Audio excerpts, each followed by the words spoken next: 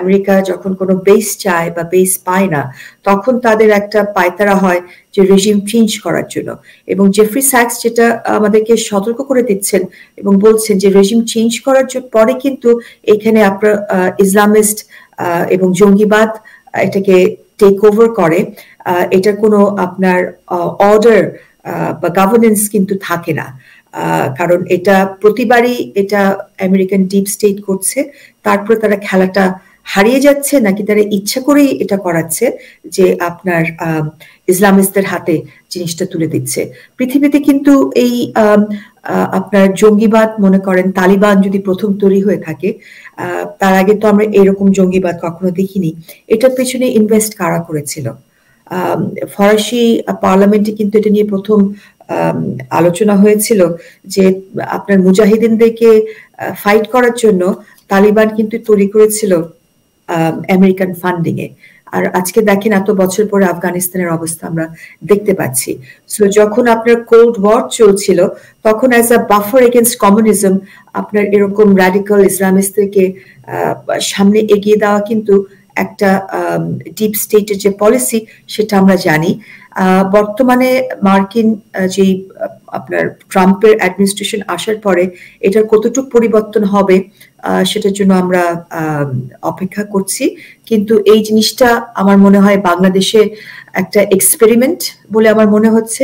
South এশিয়াতে এই যে আপনার জঙ্গিবাদ আনার যে একটা পায়তারা হচ্ছে, আমার দৃঢ় বিশ্বাস এটাকে আমরা রুখে দাঁড়াতে পারবো। সাউথ এশিয়ার সমস্যা, দক্ষিণ এশিয়ার সমস্যা আমরা দক্ষিণ এশিয়াতেই সমাধান করতে পারবো।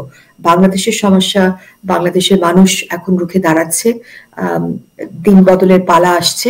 তো আমার দৃঢ় বিশ্বাস যে এটাকে আমরা প্রতিহত করতে সক্ষম হব। হয়তো সহজ হবে না, কিন্তু আমরা পারবো। আমি আপনার কাছ থেকে যে প্রশ্নটা এবার জানতে চাইবো সেটা হচ্ছে যে কি কি অস্ত্র তাহলে বাংলাদেশে ঢুকলো এদের হাত ধরে? ইন্দিরা ঢোকে নাই, এখনো ঢোকার পায়তারা হচ্ছে।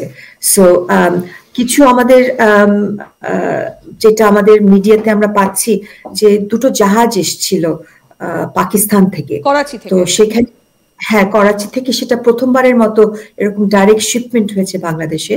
এবং সেটা আমাদের যারা কাস্টমস যারা কাজ করেন কাস্টমসে, তাদের যে রুটিন কাজ, যে শিপমেন্টে বা বিলস অফ লেডিং এ যেই পণ্যের যে বিবরণ থাকে, সেটা যখন পণ্যটা যখন আমাদের জাহাজ দিয়ে যখন আমাদের বন্দরে আসছে সেটা একই কিনা বা কোনো ফ্রড হচ্ছে কিনা ওটা চেক করার জন্য কিন্তু তারা ফিজিক্যাল এক্সামিনেশন করে।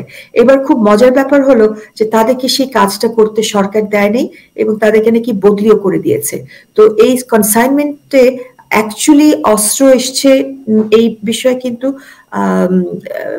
সোশ্যাল মিডিয়াতে একটা আশঙ্কা করা হচ্ছে। আবারও আমার প্রশ্ন, এবং আমি মনে করি বাংলাদেশের অনেকেরই জনগণের প্রশ্ন, যে সেটা স্বচ্ছতা নাই কেন? অন্যান্য দেশ থেকে যখন কনসাইনমেন্ট আসবে সেগুলোকে যদি চেক করা হয়, কাস্টমস অফিসিয়ালরা দেখবে, তাহলে পাকিস্তানকে এই এক্সেপশন কেন করা হলো? এটা কিন্তু একটা বৈষম্য।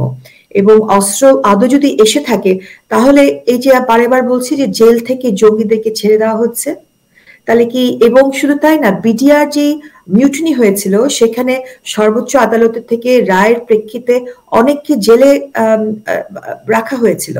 আমি শুনেছি যে 100-র উপরে তাদেরকে ছেড়ে দেওয়া হয়েছে এবং তাদের সঙ্গে নাকি এরকম আপনার একটা ডিল হয়েছে যে বিভিন্ন যে জঙ্গিরা আছে তারা কিন্তু এই সফিস্টিকেটেড ওয়েপন ইউজ করতে পারে না, এবং তাদের সঙ্গে বিডিআর এর মিউটিনি যারা করেছিল 100-র উপরে, তারা তাদেরকে ট্রেনিং দেবে। I hope and pray to God that I am wrong about this. কিন্তু এই ধরনের কিন্তু আমরা সোশ্যাল মিডিয়াতে এই জিনিসগুলো আমরা জানতে পাচ্ছি, শুনতে পাচ্ছি। আর এই সোশ্যাল মিডিয়ার আর নিউজগুলা এই জন্যই এখন আপনার আমাদেরকে রিলাই করতে হচ্ছে, কারণ আমাদের সাধারণ যে মিডিয়া আছে সেখানে কিন্তু মিডিয়া গ্যাগ হয়ে আছে। 200-র উপরে সাংবাদিকরা কিন্তু এখন হত্যা মামলার অপরাধী। একদম। এবং বাংলাদেশের এই পরিস্থিতিগুলো কন্টিনিউ চলছে। এই সরকার একটা অন্তর্বর্তীকালীন আনইলেক্টেড গভর্নমেন্ট, এদের তো পলিসি লেভেলে সিদ্ধান্ত নেওয়ার কোনো এখতিয়ার নেই। এই বিষয়গুলো যখন আমাদের রাজনৈতিক সরকার হবে, পার্লামেন্ট বসবে, পার্লামেন্ট এগুলো ডিবেট হবে, জনগণ জানতে পারবে এবং জনগণের প্রতিনিধিরা আদৌ, আমাদের তো আপনার লিমিটেড রিসোর্স বাংলাদেশের, আমাদের তো অঢেল টাকা পয়সা নেই, একটা উন্নয়নশীল দেশ আমরা, সেখানে কত পার্সেন্টেজ অফ আমাদের টাকা পয়সা আমরা আর্মস অ্যামুনিশনের জন্য যে দেব, কতটুক শিক্ষার জন্য দেব, কতটুক খাদ্যের জন্য দেব, সেগুলো তো পার্লামেন্ট সিদ্ধান্ত নেবে। এটা তো একক কোনো ব্যক্তির সিদ্ধান্ত নেওয়ার কোনো প্রশ্নই আসে না। এবং তারা সরাসরি, আমি আরো জানতে পারলাম, যেটা আমার কাছে খুবই আনপ্রেসিডেন্ট মনে হচ্ছে, যেটা হচ্ছে তারা সরাসরি তিন বাহিনীর প্রধানের সাথে দেখা করছেন অন দ্য ডটেড লাইন, একটা ড্রাফট তারা নিয়ে এসেছেন সেই ড্রাফটে সই দেওয়ার জন্য। কি রয়েছে সেই ড্রাফটে? সেগুলো তো যেটাই বলছি যে আমাদের যেহেতু পার্লামেন্ট এখনো আপনার চলমান না, জনগণের জানার কোনো উপায় নেই, কিন্তু রাষ্ট্রটা হচ্ছে, সকল ক্ষমতার মালিক হচ্ছে জনগণ, জনগণকে তো জানতেই হবে। এবং জনগণ এটা আদৌ এখন চাই কিনা, এটা আমাদের প্রায়োরিটি কিনা।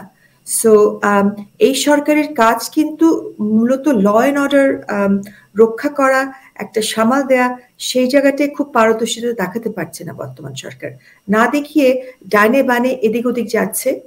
এটা শুধু ইন্দিরা, আমার কাছে আরেকটা জিনিস খুব খুব আপনার কংগ্রুয়েন্ট মনে হচ্ছে না, সেটা হচ্ছে যে আপনার এই সরকার আসার পর থেকেই যারা জঙ্গি, তাদেরকে কিন্তু জেলের গেট খুলে দিচ্ছে এবং কাঠখড় পুড়িয়ে আমাদের আদালতের রায় নিয়ে তারা দোষী সাব্যস্ত হয়েছে এবং তারা যাবজ্জীবন জেলে ছিল, তারা কিন্তু বেল নিয়ে বেরোচ্ছে না।